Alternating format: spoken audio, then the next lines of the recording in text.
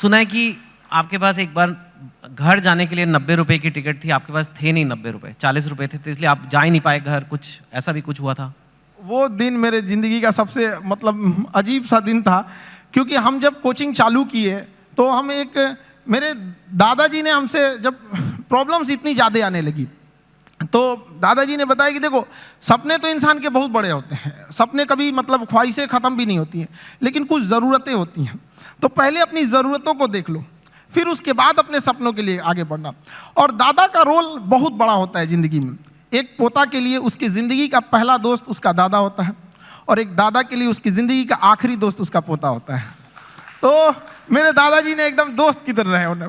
तो सबसे पहले हमने होम ट्यूशन चालू किया, जहाँ से हम बेसिक चीज़ें निकाल सके। तो पहली बार हमने एक बच्चे को होम ट्यूशन दिया तो उसको 600 रुपये मिले वहाँ से, जिससे कुछ रूम रेंट वगैरह निकल जाए। फिर एक 800 का मिला, ऐसे मिलते मिलते गया। उसके बाद हम एक कोचिंग्स में गए पढ़ाने के लिए। तो वो कोचिंग में शुरुआत में 4-5 लड़के थे, अगले दिन 50-60 हुए, फिर धीरे धीरे बढ़ते गए। एक हफ्ते में पूरा क्लास ही चेंज हो गया। तो हम पढ़ाने लगे, कोचिंग बहुत अच्छे चलने लगी। तो उन लोगों ने कहा कि फीस आपको बढ़ाना पड़ेगा, क्योंकि पैसे तो वहीं से आएंगे आप। तो हमने फीस बढ़ाने का विरोध किया, तो उन लोगों ने कहा ऐसे नहीं होगा। तो फिर हम अपने से पढ़ाना चालू कर दिए। तो हमारी कोचिंग में क्या हुआ कि बम चल गया, बम, एक्चुअल बम वहाँ पे धड़ाधड़ गिरने लगा। हम लोग को दिमाग काम नहीं किया वहाँ पे, और क्या किए, सारी चीज़ें तहस नहस हो गई। अब हमको लगा कि अब घर जाना पड़ेगा, और घर जाने के लिए पैसे 90 रुपये चाहिए होते हैं, हमारे पास वही 40-50 रुपये थे। तो हम कहें कि अब घर भी नहीं लौट सकते हैं, यहीं रुकते हैं, शायद कोई रोक रहा है हमें। वाह।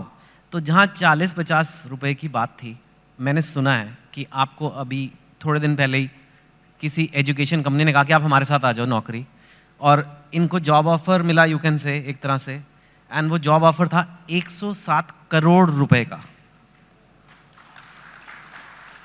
तो यू नो व्हेन, एक वो दिन भी आपने देखे हैं जो 40-50 रुपए नहीं है, घर जाने के दुकान बंद करके, और 100, लेकिन स्वैग देखो, आप मना कर दिया।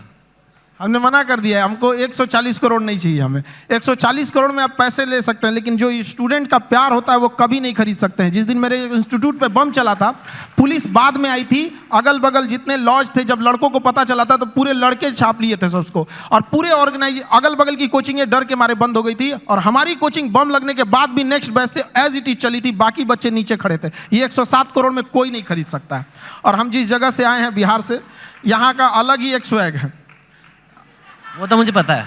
हाँ, हम लोग उसका अलग स्वैग है। हमारे यहाँ किसी का दिल टूटता है तो वो मजनू नहीं बल्कि माझी बन के पहाड़ तोड़ देता है। अरे बाप।